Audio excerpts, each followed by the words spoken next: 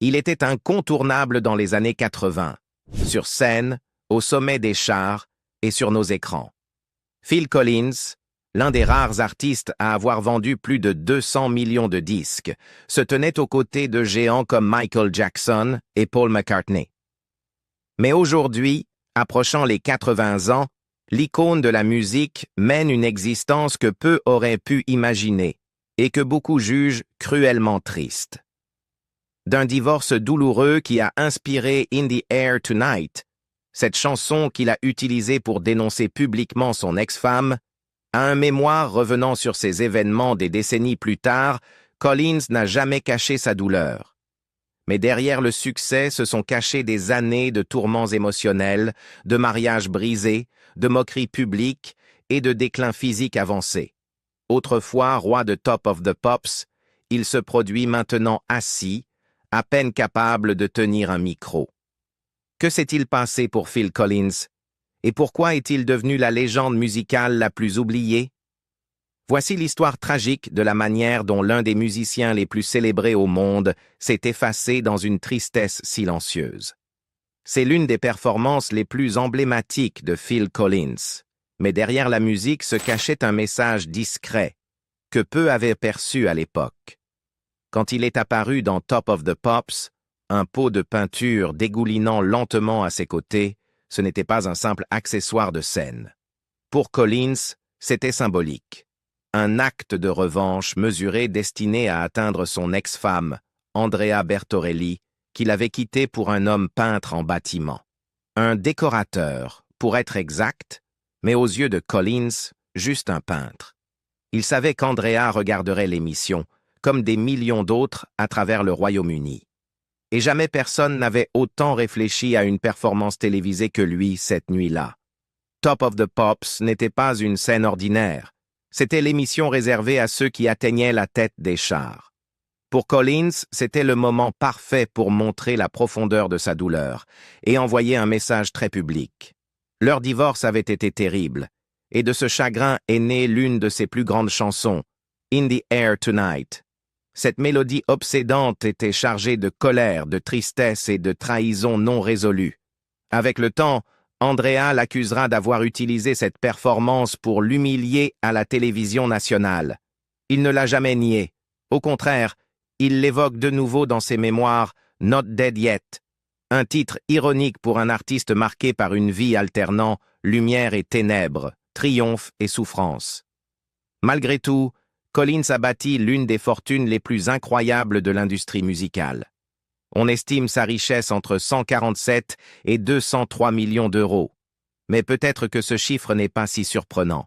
Après tout, Phil Collins est l'un des 3 seuls artistes pop de l'histoire, aux côtés de Paul McCartney et Michael Jackson, à avoir vendu plus de 100 millions d'albums en tant qu'artiste solo et en tant que membre d'un groupe. Ce groupe, c'était bien sûr Genesis, d'où sont sorties certaines des chansons les plus marquantes de toute une époque. Cependant, parmi ces 3 légendes de la musique, Paul McCartney, Michael Jackson et Phil Collins, c'est Collins qui est souvent laissé de côté. Malgré un succès énorme, il est devenu paradoxalement le moins cité.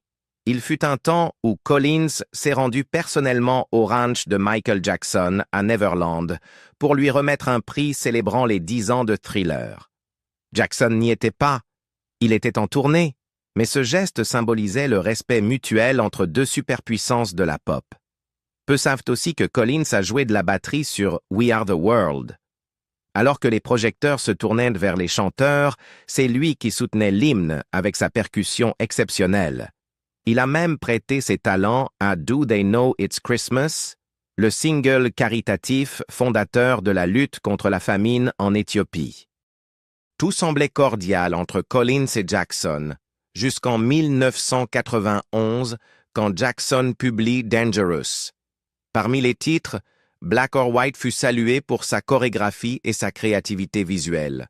Mais quelques semaines plus tard, Genesis sortit la vidéo de I Can't Dance, un pastiche que nombreux ont cru se moquer des mouvements iconiques de Jackson. Les fans du King of Pop ne l'ont pas pris à la légère. Le retour de bâton fut immédiat et Collins se retrouva sous les critiques du monde entier. L'humour avait un prix. Sa popularité commença à décliner. Mais le plus douloureux n'est peut-être pas venu de Jackson, mais de Paul McCartney. Leur brouille remonte à 2 décennies et trouve son origine dans un moment qui n'a jamais quitté la mémoire de Collins. McCartney, réputé pour son attitude distante avec les chasseurs d'autographes, avait déjà froissé des stars comme Ozzy Osbourne. Phil connut une expérience similaire lors d'un événement royal au palais de Buckingham en 2002. Ce qui aurait dû être un moment de fierté entre 2 icônes britanniques, toutes 2 honorées par la royauté, a tourné au vinaigre. Lors d'un événement royal en 2002, Phil Collins s'était rendu avec un exemplaire de première édition de la biographie des Beatles signée par Hunter Davies. Un moment très spécial pour lui, une chance de rencontrer face à face l'un de ses héros musicaux. Quand il aborda Paul McCartney et lui demanda un autographe, McCartney jeta un œil au livre et aurait répondu en souriant « Oh, regarde le petit Phil, c'est un fan des Beatles !» Cette phrase, même peut-être anodine pour Paul, laissa une marque indélébile sur Collins. Elle déclencha un profond sentiment d'humiliation, une infériorité que Collins ne s'était jamais attendu à ressentir. Cela brisa l'image idéale qu'il avait de McCartney et fut à l'origine d'une rancune qui durera plus de 20 ans. Plus tard, dans des interviews, Phil a parlé ouvertement de cette rencontre. Il a expliqué que Paul avait une façon de parler qui vous rabaisse. C'est comme s'il pensait « Je sais que ça doit être dur pour toi, parce que je suis un Beatle, je suis Paul McCartney, et tu dois te sentir mal à l'aise juste de me parler. » Finalement, McCartney le contacta par téléphone pour lui dire de laisser tomber et de ne plus en parler en public. Mais Collins ne renonça pas. Il estimait avoir le droit de dire ce qui le dérangeait, et il l'a toujours fait.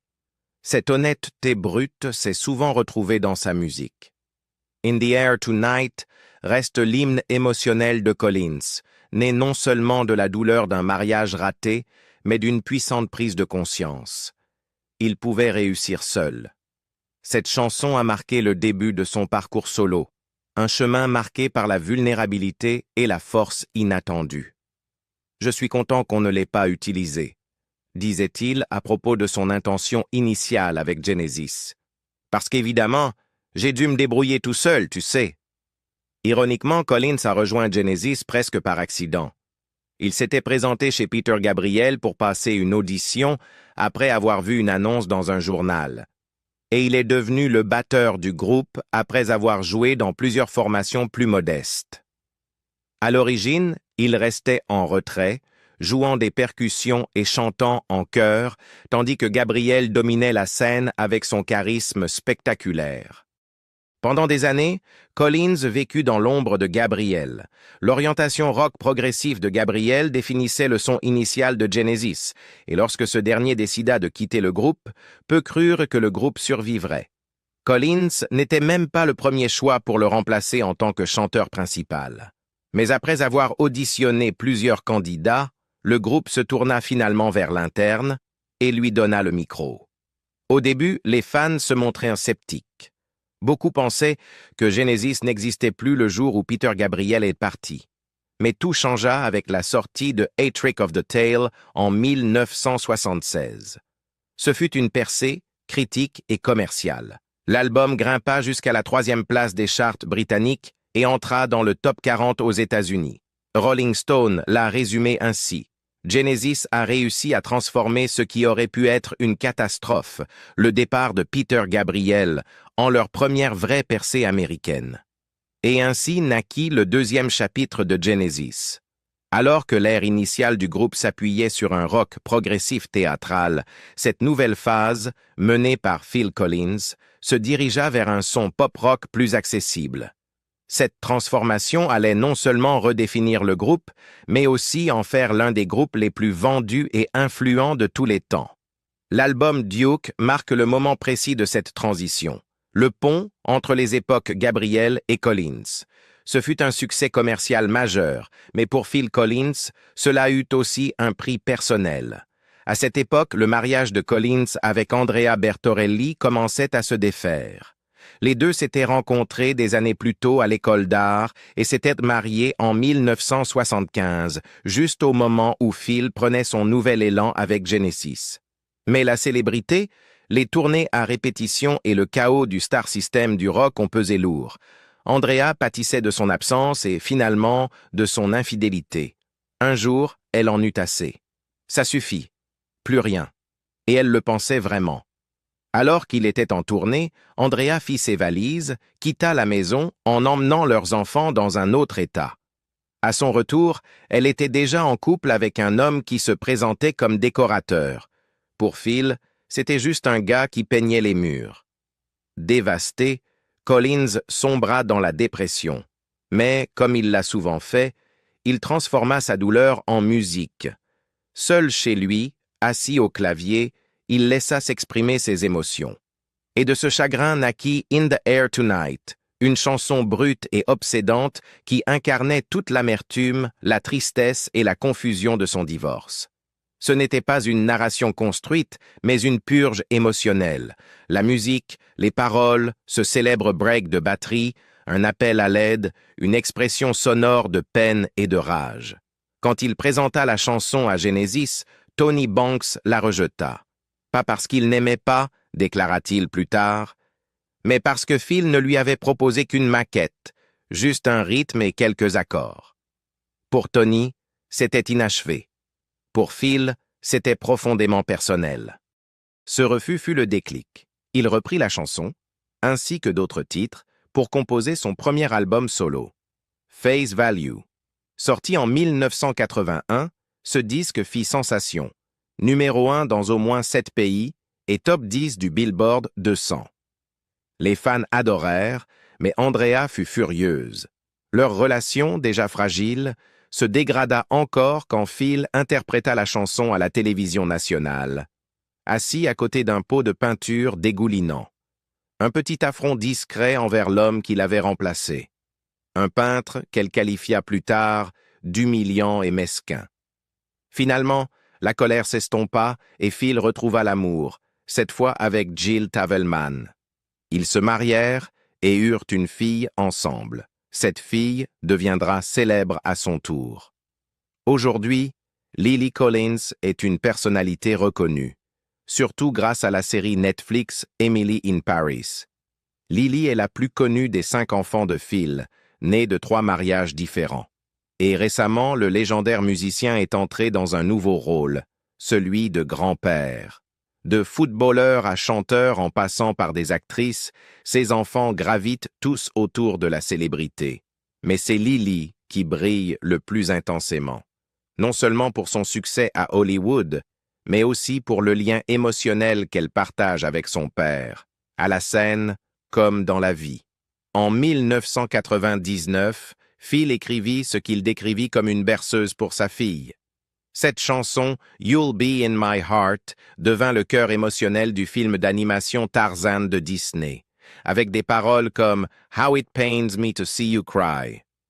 I'll protect you from anything, don't cry anymore, I'm here. La chanson résonna bien au-delà de l'écran. Elle remporta un Oscar et un Golden Globe de la meilleure chanson originale.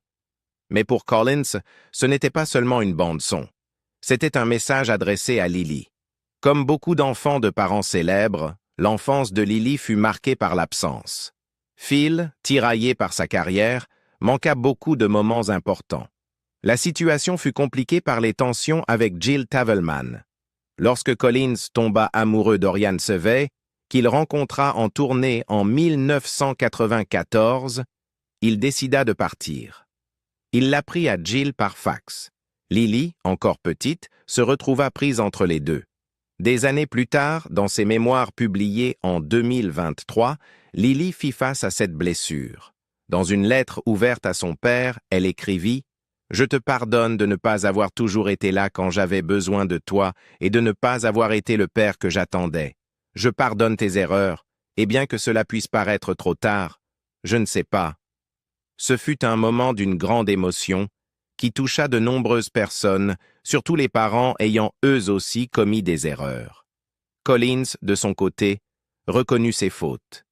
Il avoua que son absence et le tumulte entourant ses relations avait affecté Lily, la plongeant dans la dépression et des troubles alimentaires qu'elle combattit pendant des années. Certains prétendaient que son succès ne tenait qu'à son nom célèbre, mais ceux qui ont suivi son parcours le savent. Lily a forgé sa propre voie. Avec le soutien inconditionnel de sa mère, elle s'est fait un nom, non en tant que fille de Phil Collins, mais comme une actrice talentueuse à part entière. Aujourd'hui, Lily aborde avec franchise l'importance du pardon et de la guérison.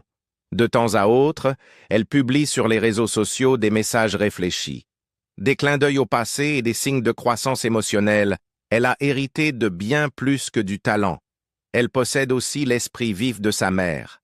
Lors d'un événement, elle a plaisanté en disant qu'elle assistait à la soirée avec son célèbre père et a vu les journalistes légender la photo, l'actrice Lily Collins et son père. En y repensant, on peut se demander, était-il sage de la part de Phil Collins de quitter son deuxième mariage pour une femme 20 ans plus jeune? Sur le papier, sa relation avec Oriane Sevé a duré 26 ans et leur a donné 2 fils. L'un d'eux, Matthew Collins, suit désormais les traces de son père. Pas dans la musique, mais sur le terrain de football. C'est en grande partie pour ses enfants que Phil s'est tenu à l'écart de la scène un temps, voulant être plus présent auprès d'eux. Mais cela n'a pas suffi. À un moment qui a stupéfié même son entourage, Phil a découvert qu'Oriane s'était secrètement mariée à un homme beaucoup plus jeune à Las Vegas, Thomas Bates, un homme de 15 ans, son cadet, alors qu'elle vivait encore avec lui. Ce fut le début d'un combat judiciaire explosif. À un moment donné, Phil l'a expulsé de son manoir de Miami. En représailles, Oriane a commencé à vendre aux enchères certains de ses objets les plus précieux, disques d'or, trophées et souvenirs, avec des mises de départ parfois aussi basses que 1 000 $. Ce fut un chapitre profondément humiliant pour la légende de la musique. On dit parfois qu'accorder une seconde chance, c'est comme donner à quelqu'un une nouvelle balle, parce que la première ne vous a pas tué. Pour Phil, ces mots ont pris un sens douloureusement réel. Le couple a officiellement divorcé en 2006. Phil aurait versé plus de 46 millions de livres sterling, l'un des divorces les plus onéreux de l'histoire du Royaume-Uni. Mais ils ont tenté une réconciliation. Oriane s'est ensuite mise en couple avec le banquier Charles Medjati, tandis que Phil a vécu une brève idylle avec une présentatrice TV. Puis, en 2016, il a publié ses mémoires Not Dead Yet, un récit brutalement honnête de sa vie, entre succès, dépendance et effondrement personnel. Les révélations ont provoqué la colère de ses enfants et de son ex-femme, mais Phil est resté fidèle à sa vérité. La même année, après une intervention chirurgicale à la colonne vertébrale qui l'a partiellement immobilisé, Phil a déménagé en Floride pour se rapprocher de ses fils. Oriane, également hospitalisée, est réapparue dans sa vie et pendant un moment, ils ont essayé de nouveau. Mais en 2020, la réconciliation a pris fin. Phil a découvert son mariage secret à Las Vegas. Les retombées ont été immédiates et violentes. Oriane a affirmé que son règlement financier n'était pas suffisant et a lancé une nouvelle offensive judiciaire. Elle a fait des déclarations publiques humiliantes, alléguant que Phil ne se baignait plus, ne se brossait plus les dents depuis des années, souffrait d'impuissance et continuait à abuser de l'alcool. Pendant ce temps, elle et son nouveau mari ont refusé de quitter la maison de Phil d'une valeur de 40 millions de dollars, déclenchant une nouvelle série de batailles judiciaires. Pendant qu'Oriane campait sur ses positions, Phil a pris du recul. Sa santé continuait de se détériorer. Plusieurs années plus tôt, il avait souffert d'une infection virale qui avait failli lui coûter l'ouïe, mais c'est une grave blessure à la colonne cervicale qui s'est avérée la plus dévastatrice. Après l'opération, sa mobilité a été définitivement affectée, l'obligeant à se produire assis, puis, finalement, à renoncer à toute scène. En mars 2022, Phil Collins a officiellement pris sa retraite musicale, prononçant un adieu discret sur scène avec ses compagnons de Genesis. Ce fut un moment doux amer. L'homme à la canne, à peine capable de se tenir debout, était autrefois le batteur qui faisait battre le cœur du monde entier. En février 2025, Phil Collins, maintenant âgé de 74 ans, a livré un bilan sobre sur sa santé. J'ai été malade, très malade. Cela fait 3 ans que la légende musicale a perdu l'usage de ses fûts de batterie et son état n'a fait que se détériorer. Dans une interview accordée au magazine Mojo, l'ancien leader de Genesis a confié « Je pense encore que je devrais aller dans le studio voir ce qui se passe, mais je n'en ai plus envie. » Pour un homme qui a passé sa vie derrière une batterie, la perte est profondément personnelle. Si je ne peux plus faire ce que je faisais aussi bien que je le faisais, je préfère ne rien faire. J'ai l'impression d'avoir utilisé tous mes allers-retours.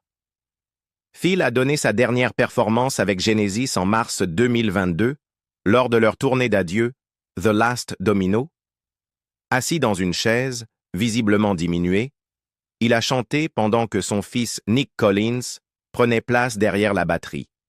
Un passage de témoin émouvant et symbolique. Peter Gabriel, le chanteur originel de Genesis, n'a pas participé à la performance mais a assisté au dernier concert à Londres. Phil n'était plus dans la même forme que par le passé, mais ils ont fait du bon travail, a déclaré Gabriel. Y être allé a été pour moi un rite de passage. J'avais fait partie de la création de Genesis. Je voulais être là à la fin. 7 mois plus tard, Phil et Nick sont apparus dans le documentaire YouTube Phil Collins, Drummer First, où ils ont évoqué le poids physique et émotionnel d'une vie consacrée à la musique. Ça commence à faire effet, vraiment, a avoué Phil. J'ai passé toute ma vie à jouer de la batterie. Ne plus pouvoir le faire est un choc. Phil a touché ses premières baguettes à l'âge de 5 ans, mais des décennies de performances acharnées ont laissé des traces sur son corps. Il souffre de lésions nerveuses, de pieds tombants et de mobilité réduite à la suite d'opérations sur la colonne en 2007 et 2015, dégâts causés par des années de mauvaise posture et l'effort physique intense de la batterie. Les musiciens, les gens de groupe en général, se croient invincibles, explique Nick dans le documentaire. Ça, c'est vraiment ce qu'il en était pour mon père, ce sentiment d'invincibilité. Mais on ne se rend pas compte que ça finira par nous user. Déjà, en 2021, Collins utilisait une canne et peinait à tenir une baguette.